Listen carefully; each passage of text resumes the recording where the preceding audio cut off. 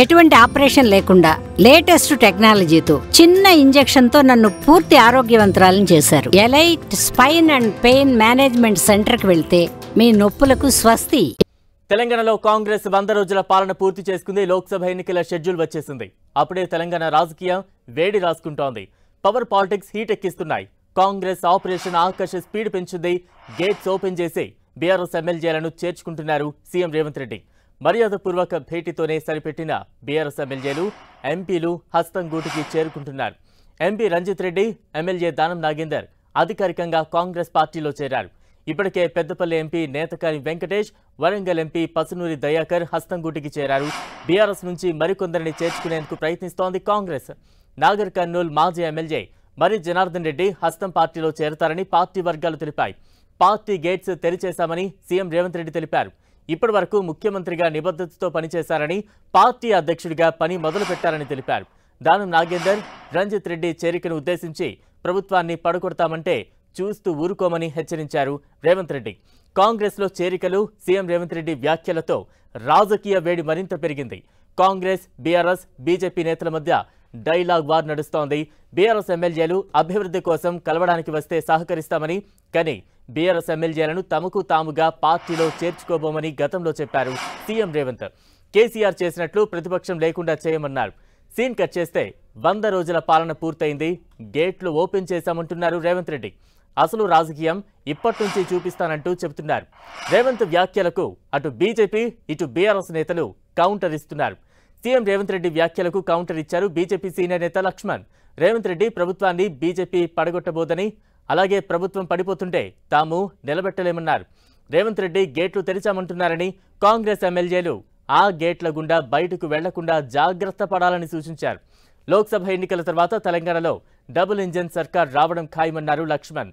ప్రజాప్రతినిధులు party మారుతుండటంతో alert అయింది BRS. Congress లో చేరిన ఖైరతాబాద్ ఎమ్మెల్యే దానం నాగేందర్పై అనర్హత వేటు వేయాలని అసెంబ్లీ స్పీకర్ను కోరారు బీఆర్ఎస్ ఎమ్మెల్యేలు. దానం నాగేందర్పై తీవ్ర విమర్శలు చేసిన కాంగ్రెస్ నేతలు ఇప్పుడు ఎలా చేర్చుకున్నారని ప్రశ్నించారు ఎమ్మెల్యే పాడి కౌశిక్ రెడ్డి. గతంలో సుప్రీంకోర్టు తీర్పు ప్రకారం 3 నెలల్లోపు అనర్హత వేయాలని కోరినట్టు తెలిపారు కౌశిక్ రెడ్డి.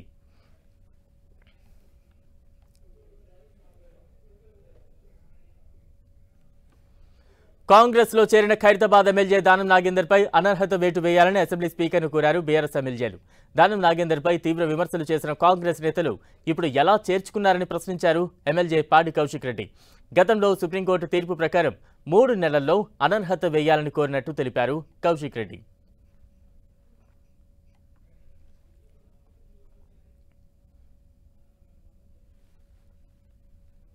మొదలు పెడతామని అవతల ఖాళీ అయినాక ఇక మూసినా తెరిచినా ఒకటే కదా. గేట్ ఓపెన్ అయింది మిత్రమా. పొద్దున గేట్ ఓపెన్ చేసి ఒక్క గేట్ తెరిచిన, మొత్తం తెరవాలి. తీసుకోండి పొద్దున్నే. ఇక అట్లా చెప్తాం సార్, మీరు వచ్చినాక చెప్తాం కానీ రాకముందు చెప్తాం. ఇవాళ ఆల్రెడీ గేట్ ఓపెన్ చేసిన అని చెప్పిన. రేవంత్ రెడ్డి గారు అంటున్నారు మా ప్రభుత్వాన్ని పడగొడతామని పదే బీజేపీ చెప్తున్నారని. మేము పడగొట్టడానికి సిద్ధంగా లేము. మీరు పడిపోతే మేము దాన్ని కాపాడలేము. కాబట్టి మీరు ఇవాళ మేము గేట్లు తెరిచినాము. పిసిసి అధ్యక్షునిగా గేట్లు తెరిచాము. అందరూ రావచ్చు. గేట్లు తెరిచినావు, జాగ్రత్త పడండి. గేట్లు తెరిస్తే నీ ఎమ్మెల్యేలను కాపాడుకోండి. వాళ్ళు పారిపోయే పరిస్థితి వస్తుంది. కాబట్టి దయచేసి రేపు దేశమంతా కూడా కాంగ్రెస్ ఓడిపోవడం ఖాయము. ఇవాళ రాహుల్ గాంధీ ఇవాళ రాజకీయంగా వారు ఏ రకంగా విఫలమైనారో, నరేంద్ర మోడీకి సరితూగే వ్యక్తి మీ కూటమి లేరు, కాంగ్రెస్ లేరు. దేశంలో ఎక్కడ లేని కాంగ్రెస్ తెలంగాణకు అవసరమా? పార్లమెంట్ ఎన్నికల తర్వాత ఖచ్చితంగా ఫలితాల తర్వాత తెలంగాణలో డబుల్ ఇంజన్ సర్కార్ ఏర్పాటుకు మార్గం సుగమవుతుంది. మీరందరూ కూడా కలిసి రండి. భారతదేశాన్ని అభివృద్ధి చెందాలంటే, తెలంగాణ అభివృద్ధి చెందాలనేదే నరేంద్ర మోడీ గారి యొక్క సంకల్పం. కుటుంబ పాలన, ఈ కుల పాలన, ఈ వంశపారపర రాజకీయాలు, అవినీతి పాలన తెరతీయాలంటే బీజేపీ రావాలి, మోదీ రావాలి. ఈ తెలంగాణ రాష్ట్ర ముఖ్యమంత్రి గారు రేవంత్ రెడ్డి గారు ప్రతిపక్ష నాయకుడు ఉన్నప్పుడు, పిసిసి ప్రెసిడెంట్గా ఉన్నప్పుడు ఏమని చెప్పింది నేనంటే ఆయన అన్న మాటలు మీకు చెప్తా ఉన్నాను. ఒక పార్టీలో గెలిచి ఒక పార్టీలో చేరినోని రాళ్లతోని కొట్టి చంపాలన్నాడు. మరి ఇవాళ ఈ మాట నేనంటలేను, ఇది రేవంత్ రెడ్డి గారు అన్నదే మీకు గుర్తు చేస్తూ ఉన్నాను. మరి వాళ్ళ రాళ్లతోని కొట్టి చంపుతారా? మరి ఇవాళ ఏం చెప్తారు? యావత్ తెలంగాణ ప్రజలకి జవాబు ఏం చెప్తారని చెప్పి నేను అడుగుతా ఉన్నాను. ఇవాళ నేను ఒక్కటే అడుగుతా ఉన్నా, దీంతో పాటు ఇవాళ దానం నాగేందర్ గారిని మీరు ఏమన్నారు? పంజగుట్ట బార్కాడ బీడీలు అమ్ముకునేటోని అని అన్నారు. మరి ఆ బీడీలు అమ్ముకునేటోని ఎందుకు కొనుక్కున్నావు అని చెప్పి నేను అడుగుతా ఉన్నాను.